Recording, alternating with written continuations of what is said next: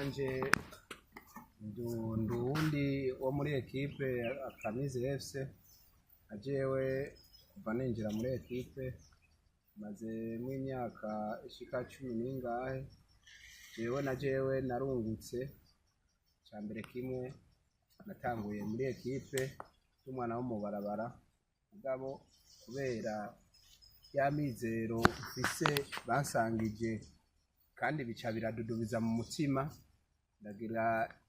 ndagirirwa umugisha ndagirirwa ibakwe ndaronka bamfata ukuboko ndashobora kwiga kunyonga imodoka ndi umushoferi maze kugira umuryango w'abana babiri umufasha umwe yego jewe iyi ekipe ico gituma ndayikunda cyane ndayifise nk'umuryango iyi ekipe ndayifisemo bene wacu aba bose baguma baza ni batoyi banje ndababona yuko ari nk'abatoyi banje ni bene wacu nukuri nibaze yuko Inyasi Nkurunziza yagiye atwubatse nk'umuryango w'urukundo umuryango ukundana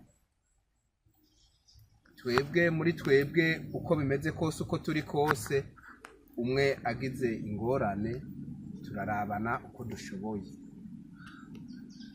nizigiye yuko tubandanya dutera tuja imbere n'abandi bafise aho bashaka kugera n'abariko baravuka umunsi n'abana bacu ndazi yuko bazovukira muri ekipe baguma babona base babo bagenda bavyuka bagiye gukina umupira ndaze ejo hirya y'ejo nabone tuzoza tubazana kugira nabo bakurire mw'umugwi w'urukundo. Ego hariho ijambo ryagumye rigaruka yuko itakiri ekipe ahubwo yabaye umuryango, yuko hariho ugushigikirana, hariho kwitanaho, hariho ugushaka yuko umwe ababaye uwundi nawe ababarana nawe. Zukuri nta kintu kiryoshe kiruta ico. Bisigura yuko vya bintu kagateka ya mizero bitari indoto ku bantu bari kumwe na Patiri Inyasi. Kuri we urumva yuko ivyo yifuje uno munsi biriko birakunda, ariko ahantu hose hama hariho ibi novuga nti intambamyi. Mbega ku bwanyu nizahe intambamyi mumaze guhura nazo? Ni igiki mubona yuko gituma mudashika kuco mwifuza uno munsi?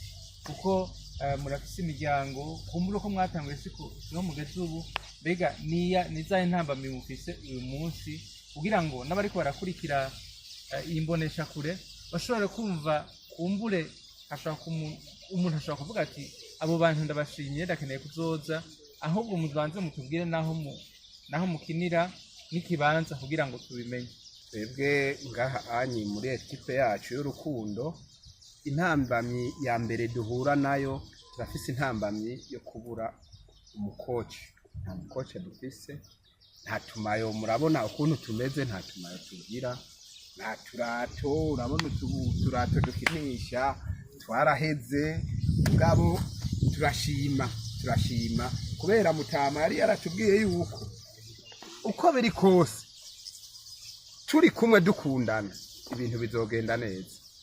Nibaze yuko nk'abariko baratwumviriza bafise ico bodufasha mw'ivyo onya mwe ututugorane tugenda turahura natwo boraba bakadufasha utumayo utugojyo.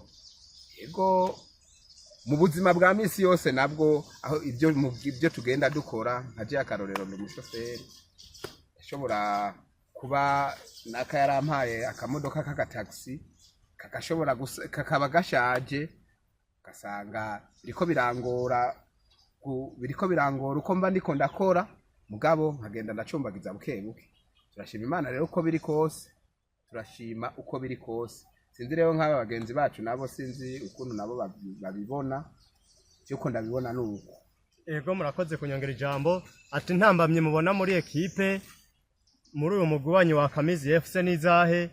Intambamye turazifise cyane cyane, intambamye twatanguye kuzibona kuva igihe umuvyeyi wacu Nkurunziza Inyasi aviriye ngaha mu gihugu akamara gufata amakungu akaja mu butumwa bw'ubumissionare. Twaciye dutangura kugira intambamyi aho hambere ekipe tuciyubatse neza tugikomeye twarashika abantu 40-50, ariko bintambamye ya mbere dufise nuko muri ekipe dutonze turi benshi usanga turi abantu 10-15. Turipfuza yuko umugwi wacu wokongera gukomera, kugira rero ngo wongere gukomera. Intambamye ya mbere dufise nukubura abantu badukurikirana kuri entraînement, kuko ijambe kera twari dufise umugwi munini wabo banyeshuri bakiri kwishuri, nabo ubu benshi barayahejeje bari mu za kaminuza mu myaka ya nyuma. Abatari bake baragize ubuzi, abandi barajabutse mu mahanga, abandi barashinze ingo nkuko natwe twazishinze, kuko twabonanye twebwe tukiri bato, nabo barabaye abagurumva bari bageze muri za kaminuza, ariko mu myaka yarabaye myinshi barasohotse izabo, abandi bararangije amashuri baragiye mu buzi barafatira. Rero uyu munsi intambamye ya mbere dufise muri ekipe igituma nabo tuba turi kumwe batagira intege n'umwete byo kuza kuri entraînement, nuko tubura umukoci, tubura umuntu aturongora mu entraînement kugira ngo tube dufise imyitozo n'imimenyerezo ikwiye. Naho tugeze mu myaka turakeneye abantu badukurikirana. Iyo turiko turikurikirana twenyene biratugora, turakeneye abantu batwankadra batuba hafi iminsi yose chaque samedi turi ngaha, kugira ngo twumve ko turi motive, kuko ubu dusa n'abari twenyene. Uboneka n'umuvukanyi umwe Justin nawe nyene birakunda kumugora, mugabo akanya ko sarose aritanga, turamukengurukira cyane. Rero niyo ntambamye ya mbere. Intambamye igira kabiri nkuko umuvukanyi wanje yabivuze George Captain, turakunze kubura imipira rimwe na rimwe. Tugiriye ko tunakenguruka umuvukanyi yatwiyumviriye ko akaturosa imipira ishika kuri 5. Imana imuhezagire cyane, turamukoreye ubwacu, turamukomera amashi, kuko gushika twari dusigaranye agapira kamwe twariko turaganya ati mbega nikatoboka canke kakagira ingorane tuzoca tubandanya duhudira kuki, kuko umupira nico kintu ca mbere muri Akamizi FC ngaha ahanye chaque samedi kiduhuza. Naho twoshika turi 3 canke turi 10, ako gapira turagakina tukagenda twumva tunezerewe, ndetse n'ijambo umupira entraînement iheze tukarivuga. Rimwe na rimwe niyo twarosa kamaci mu makartier ya za Buterere za Kanyosha turakunda gukina mamaci. Rero nitwokina match tudafise umupira twimenyerereza ko muri entraînement. Imana ihezagire umuvukanyi yatwiyumviriye ko imusubiriza umugisha aho yakuye, nejo azeyongera twiyumvire ko, cyangwa n'abandi bose bafise umutima w'urukundo bashishikare batwiyumvirako. Intambamye ya gatatu nogira ko dufise, iyo dufise match usanga dukinye match ata jezi dufise.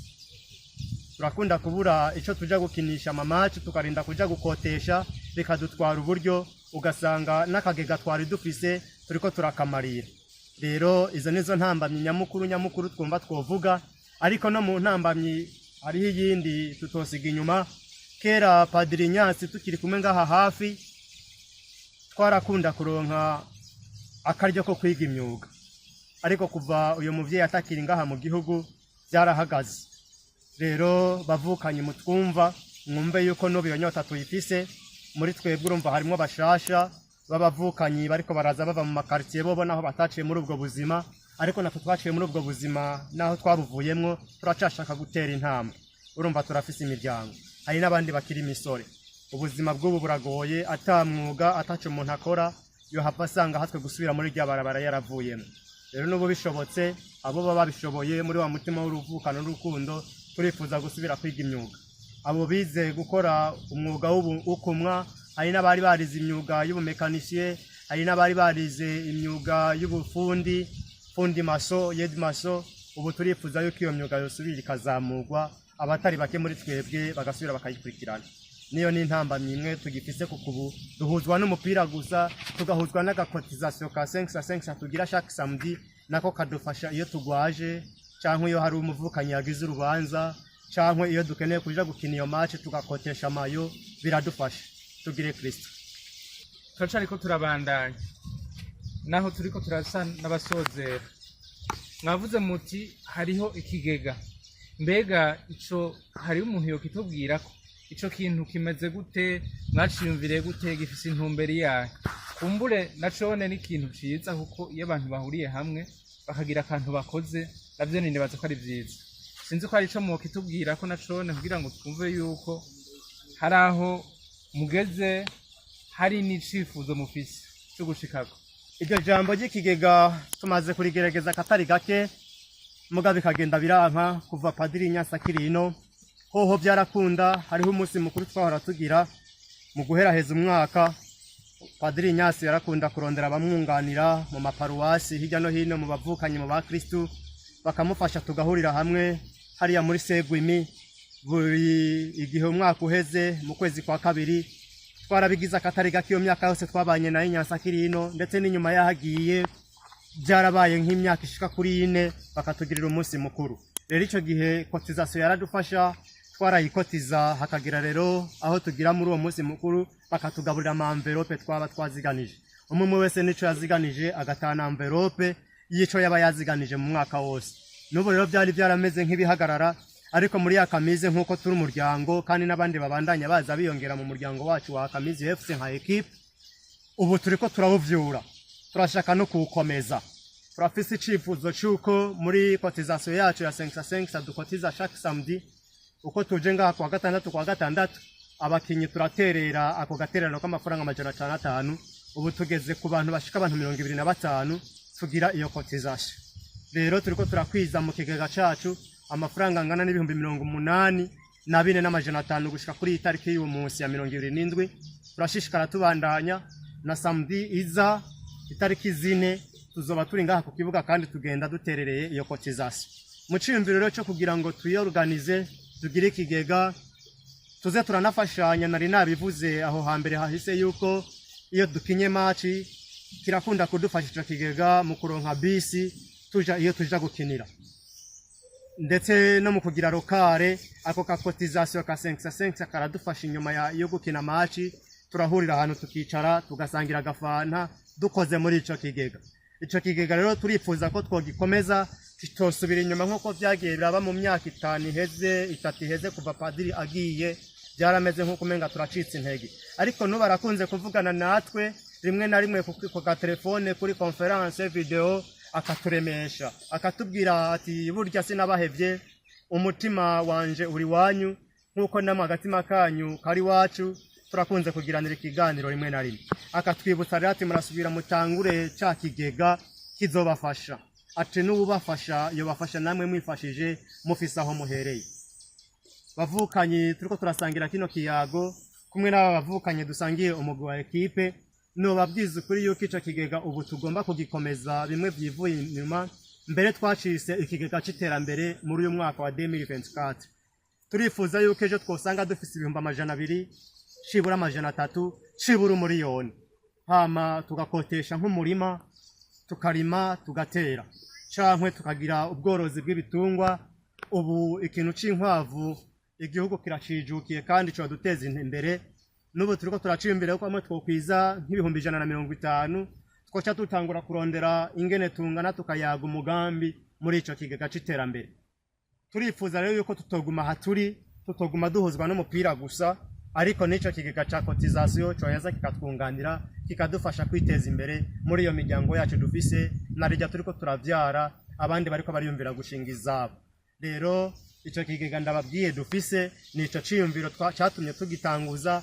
Padiri niwe yadukomye shwashwa aratubwira ati nimusubire muri abingene mwiyegeranya, musubire mwinagure, twiteze imbere, inyuma y'umupira ubuzima burabandanya. Niyo ntumbere rero nubo turiko turavyumvira kandi urumva turegereje gukwiza hafi 150 hamwe byo kwira gusa 150 cyangwa 200 tujya dutangura imigambi. Ejo kumbere tuzosubira kugira ikindi kiganiro tubabwira ati cyagigega kitugejeje aha nitugire Kristo. Je numva biryoshe cyane, numva ahubwo mega twoguma ngaha tukwana twumviza n'ibindi vyiyumviro kuko imigambi ni myinshi. Ariko nkuko bayivuze mwumvise yuko uyu mugwi uyu muryango ufise wavuye ufise ahugeze, ariko kandi urafise n'intambamyi.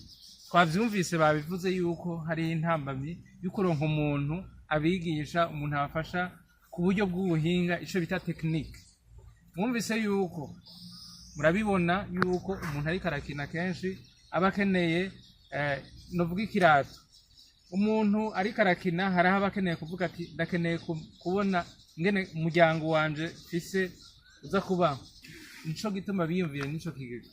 Rero kubwanje nuvumenga uwo bishobora wese, ahubwo tuze tubashigikire twumve yuko abo bantu bariko barashaka kugira aho bashitse afise niyo bavuye, twumve yuko twubashigikira kandi tubandanye dusaba yuko n'Imana ibandanye ikomeza umuvyeyi muvukanye Patiri Inyasi. none dusa n'abasozera twumvise bari bamaze kubivuga yuko hariho umuvukanyi yabiyumviriye nk'uko bari babivuze, nk'uko bari babintanze kubivuga kubera nari naramaze kubabwira mu gutwi ndabongorera yuko hariho umukristu umwe ari mu gihugu ca Suède yitwa Gaspard, umuryango wa Gaspard Ciza. Twagira dufata akanya ko kumushimira cane kubona yaratwiyumviriye. Ubu ni bumwe mu bwanuke bw'imipira, hariho n'iyindi kiri mu bubiko yatwemereye, hanyuma none yarayishikanye.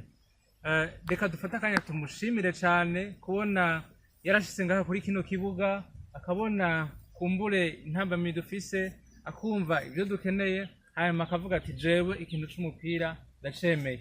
None ntarandiri, reka ndayishikirize ba nyene ekipe, hanyuma nabo bazoyibike neza, hanyuma kumbure nabo baraza kugira akajambo bamushikirije.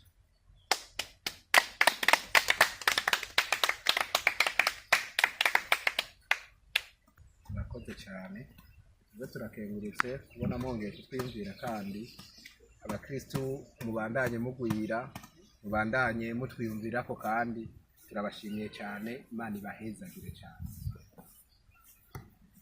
murakoze cyane umuryango wa Gaspari aho uri hose, Imana iwukomeze iwusubirize aho wakuye, Imana iwugwirize umugwiza, mbere n'abandi bose babonereho akarorero ko kutwiyumvirako, kuko abatari bake bahoze batwiyumvira nk'uko, bagafasha umuvyeyi Nyansi mu kudufata mu mugongo n'iyo myuga kugira tuyiga. Abatari bake muri twebwe twabifashijwemo n'abavukanyi bagiye batwiyumvirako, bakatugira ku mutima w'urukundo. Rero uwo mutima w'urukundo murawuhorane, umukama Imana yacu arabandanya abahezagira, nitugire Kristo. Murakoze cyane.